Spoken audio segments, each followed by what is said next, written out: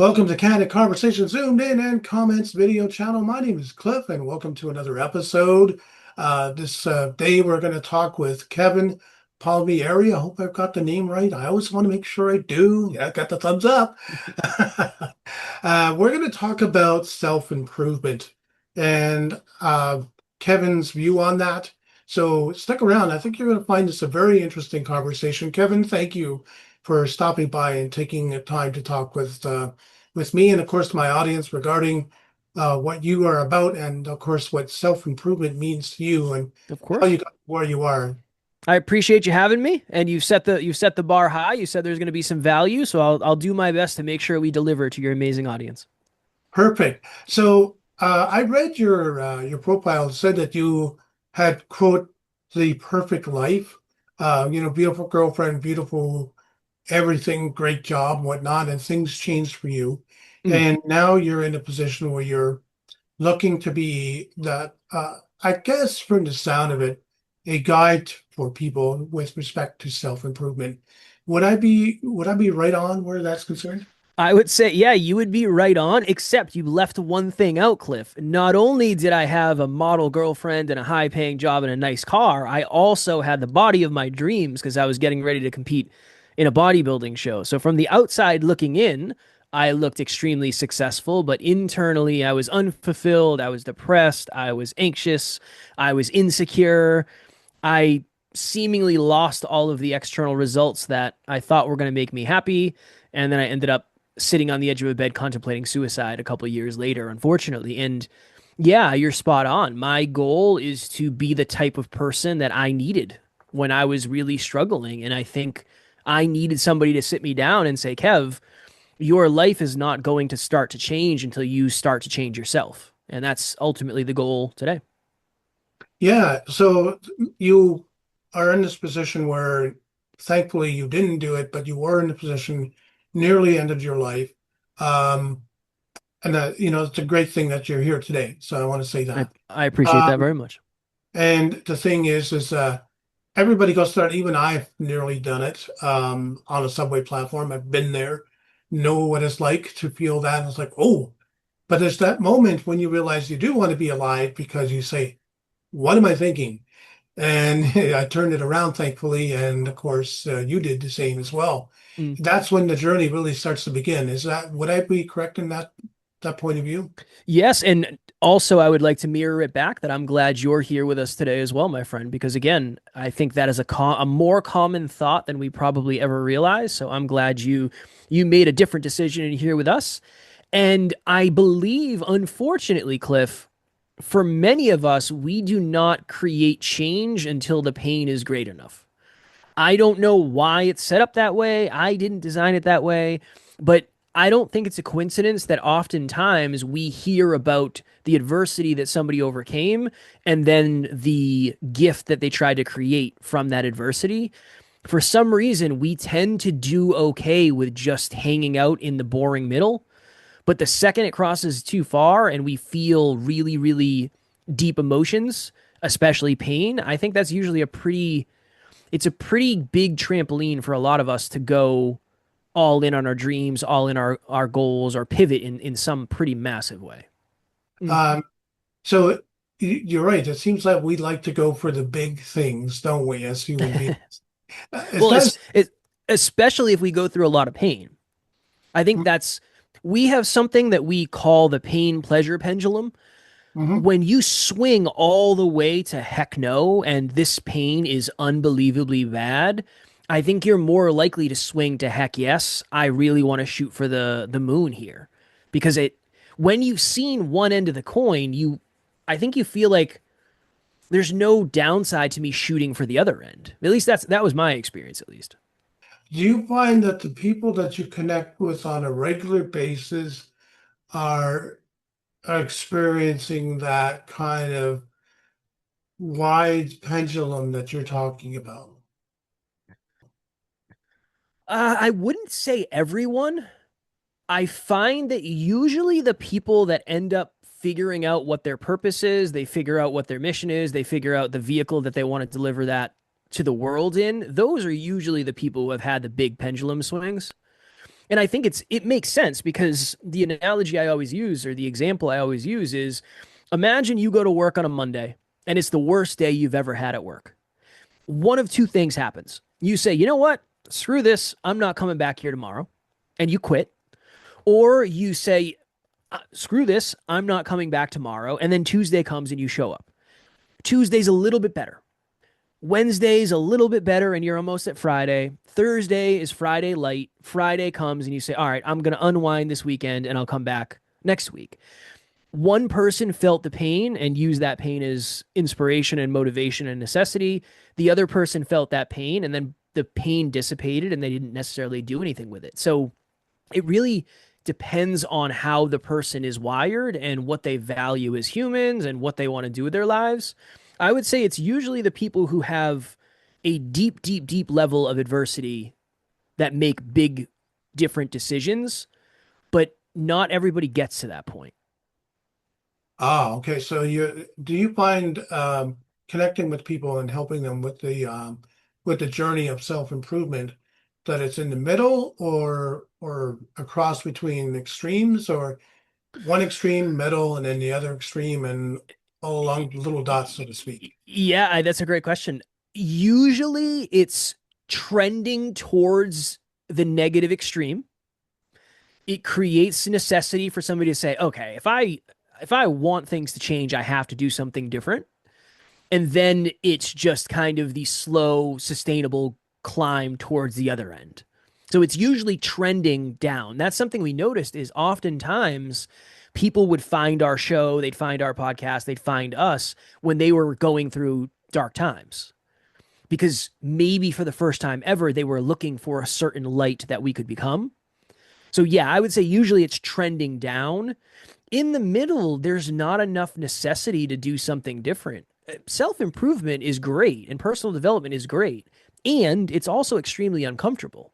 So, if you're only a little bit uncomfortable in life, you might not be willing to do the extra work. And again, usually some level of pain creates the necessity for that. Ah, so more often than not, a pressure point, a pain point that a person gets to, and basically that's where you can say, okay, now it's time to basically switch it around. And what you also indicated here, just by your answer, is that this is not something it's pretty much baby steps growth, moving from one point to another. Would that be a good assessment? 100%. Yeah, it's not overnight. It's not sexy. It is very, very, very small. It's very, very, very slow. And the ultimate goal is to make it sustainable. It's very easy to wake up one day and say, wow, how did I get here? It's probably a series of hundreds or thousands of decisions made over previous years that have just compounded. The process of crawling out of that is the same. It's not going to happen overnight. You're not going to work through 15 years of bad habits in 15 minutes. It just doesn't work that way. It's going to take some time to slow down the momentum and then get momentum built up in the other direction. So, yes, it is very slow. It's usually very unsexy, but it has to be sustainable. If it's not sustainable, you can't really do it successfully. We can look at all of the studies around New Year's resolutions and why they don't work. Most of the goals that are set just aren't sustainable. And I'm convinced if they were sustainable, far more people would accomplish them. And that's really what we're trying to help people do. That's funny you mentioned those goals that people make at New Year's. Mm, I've never really done it. I've maybe once or twice thought about it, but I've never really gone forward because I look at myself and I kind of believe I know myself well enough to say, I know I'm not going to do this. Uh, same, yeah, if there's same. no point in doing this, I know I'm not going to do this.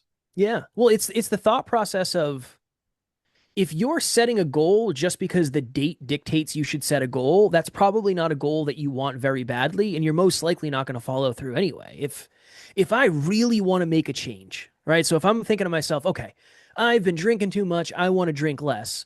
The next logical thing is to say, okay, I'm going to start now, not wait another 6 months until New Year's, because it's just not the right approach, in my opinion. Yeah.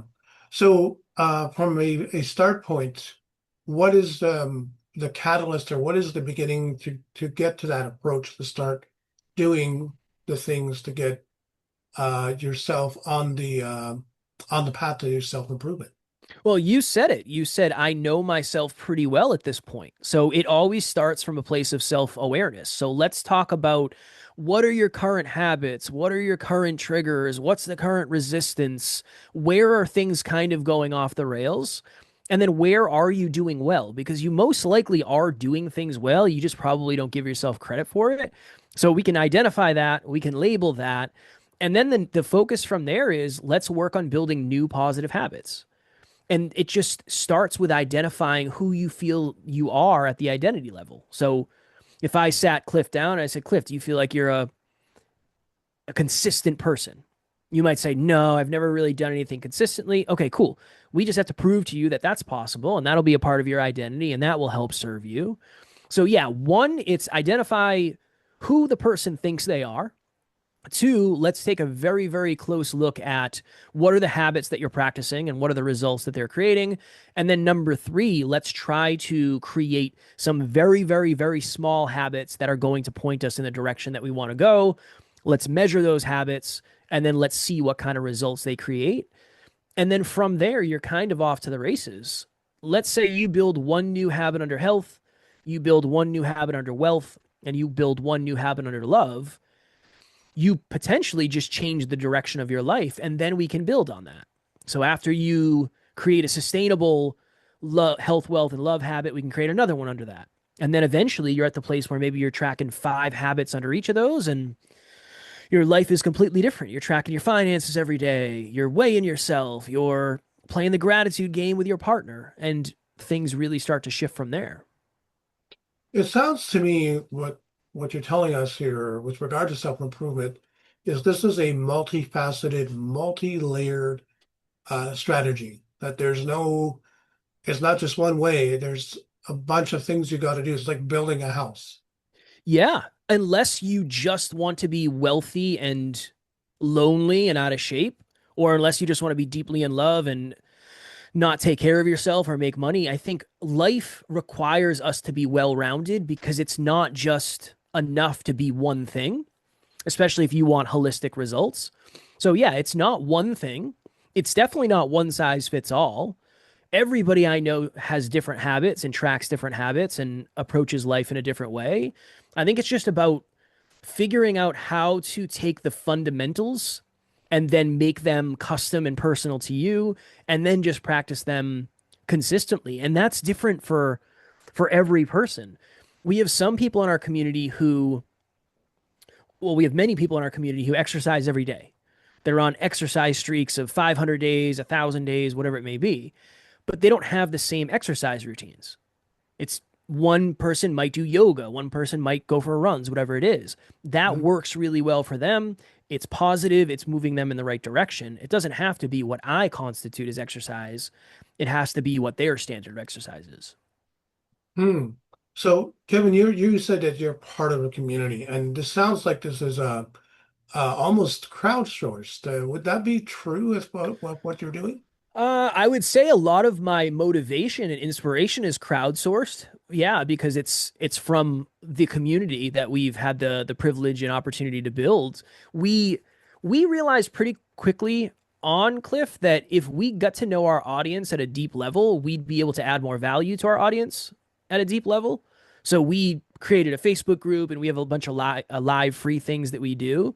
And we have like a fitness accountability group and a book club. We just have a lot of places for our community to go just because that's what we wanted. We were lonely on this journey and we wanted to create a solution for that problem for other people. So, yeah, I would say a lot of my motivation and inspiration to do what I do every day is crowdsourced because there's a lot of necessity and accountability. And we've been very lucky to be able to build a pretty large community of really, really amazing, heart centered, growth focused people. Right. And now, my understanding is you have a podcast that you're doing. Can you tell us a little bit about what that podcast is about? Yes. So the podcast is called Next Level University. It's a daily podcast we do every day. We have 2,103 or 4 episodes today, as of today. And it's focused on holistic self improvement. So, as I alluded to with the habit building, we're focused on helping people level up their life through their love, their health, and their wealth. And we're focused on helping people succeed through personal development and figure out what success means to them. It's going to be different for everybody, but I think a big piece of success that is not talked about enough is fulfillment. So that is something we're always trying to help people find, people label, people identify. So yeah, that's the goal. It's to lead by example. It's to lead from the front and be the type of person who works on himself every day. So when I jump on the mic and I do an episode with my business partner, we can actually talk about what we're really going through and we can add value to the audience. Oh, okay. So you've taken this a step further and you've made it into a not only just a podcast, but almost, if you will, a business. Yes. What else do you do?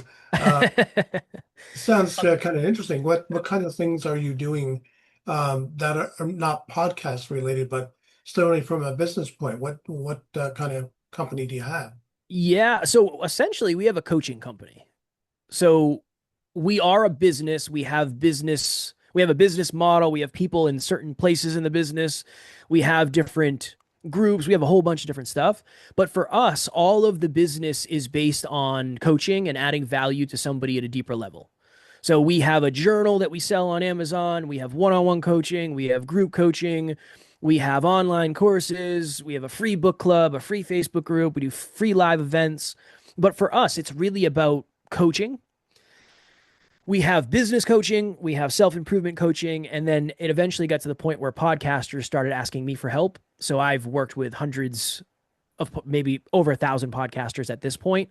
So I have the opportunity to work with podcasters pretty much every day and business owners. My business partner coaches business owners. And then we have Amy on our team, who is a certified coach who coaches our amazing community. So it's been a weird thing, Cliff, to even have gotten to this point. It's a lot of it is very much different than I expected it would be. Yeah, did you think when you got into doing self-improvement, particularly, that you would be going one way and all of a sudden it turned into another? No, Is that what happened? it's a complete surprise. No, I thought I I started this because I just wanted to have cool conversations with cool people and I enjoyed podcasting. I didn't expect it to get to where it is today, and I definitely didn't know how to take it to where we are today. My business partner has been the architect of most of that, honestly. So it's a very pleasant surprise because the reason I started coaching in the first place is because I couldn't afford to pay my bills as a podcaster. And I wanted to keep doing this. I didn't want to have to throw in the towel. So that's where it all started, and it just grew and it served the business really well and we got to know the audience. So it's a very pleasant surprise and I'm very humbled in the levels that we've been able to reach with it. But yeah, it was a surprise to me. I had no idea this was going to happen. All right. So say someone like myself, for example, or Mm. anybody else really, from our audience, seeing this wants to basically start that um, self-improvement journey. What is the process, or where do you start them? I would say I would say sit down and figure out where do you feel like your biggest room for opportunity is? Where is your biggest room for growth? So if you're somebody who's been in relationships and it just never seems to work out and you don't know why, I would pick up a relationship book. If you're struggling financially, I would pick up a finance book. And if your health, mental, physical, emotional, spiritual isn't where you want it, I would pick up a book that helps you there. I think that's the best place to start. I think the best place to start is by taking in new information that allows you to see yourself and the world differently. And then from there, you're going to have more knowledge and more awareness, and you can make better choices. That's the easiest place to start, I would say. Outside of that, I mean, there's a million Facebook groups out there that are focused on self improvement. There are book clubs, there are course. I mean, there's a million different communities. So get around people who think the way that you are aspiring to think. Get around your type of people. You can always hire a coach. There's a bunch of coaches out there. But yeah, it depends. I mean, if you're somebody who has excess income, you can pay for stuff. If you're somebody who doesn't necessarily, I would just YouTube personal development, YouTube self improvement speech, see what comes up. And that is a really, really, really good place to start.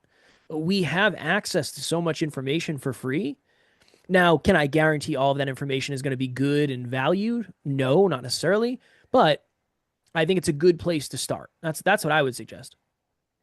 Okay, so start by basically getting some information, then start the journey and basically find people to help you along that journey. And that's where you kind of come in with your podcast and your coaching is basically guiding them along the route, so to Yeah.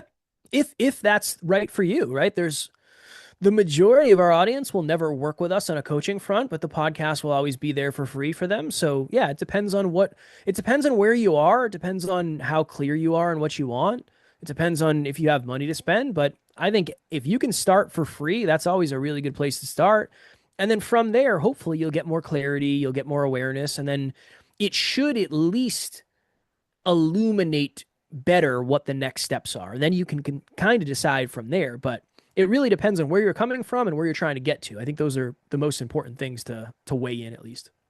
Yeah, absolutely. You want to make sure you're getting on the right track here and not going around in circles chasing your own tail. 100%.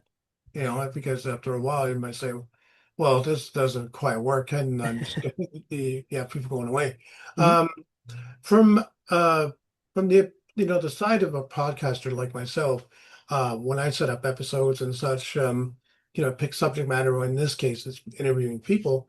What kinds of things do you talk about in your podcast? What are some of the general topics you get into? Man, what did we talk about the other day? We did an episode on the fact that no matter how much positive you're trying to do in the world, unfortunately, there will be someone there negative trying to tear you down. It just unfortunately is the way it is, but we dug into underneath why that is. And the person is probably just not super happy. They're probably not super fulfilled. They're probably not living the life that they want. So if they see you living the life that you want, they're probably going to tear you down, unfortunately. We talk about relationships. We talked about the three things that all of us need for a successful relationship. We talk about how to be more consistent. We talk about how committed are you actually. So, yeah, essentially any topic that will help you get closer to accomplishing your goals from a mindset, strategy, or tactical perspective, you will most likely hear. Now, we're not going to talk about what stocks to pick and that type of stuff, but we will talk about how self improvement and personal development can help you earn more money in your job. And then, how learning about certain stuff will help you invest it better in that. But we're not necessarily going to tell you what stocks to pick. We're not that type of podcast. Yeah, no, no, that's not what you're into, and No, no, no, no. That's and a what dangerous game yeah, yeah, you could cause a lot of explosions. for sure. No blowing up, please. Um, No. where do people find the podcast? And again, what's the name of the podcast? The podcast is called Next Level University. It is on all the platforms. It's on YouTube in video every day. And if you just search Next Level University, it'll come up on whatever platform you like to consume your content on. Perfect. So that's where, and if people want to get in touch with you to basically do any kind of one-on-one conversations, Mm, if you do that kind of thing, of course. um, how do they reach out to you?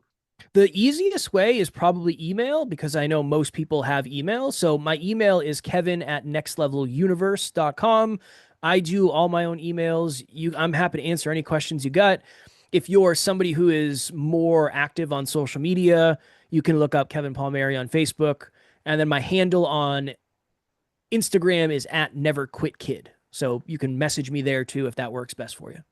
Perfect. Well, I want to say thank you very much for taking a few moments today to dive in and talk about the basics of self-improvement. There's so much more in depth here that even myself I would love to get into, but by the time we'd be done, it'd be 3 or 4 days. And we don't have that kind of time. But That's true.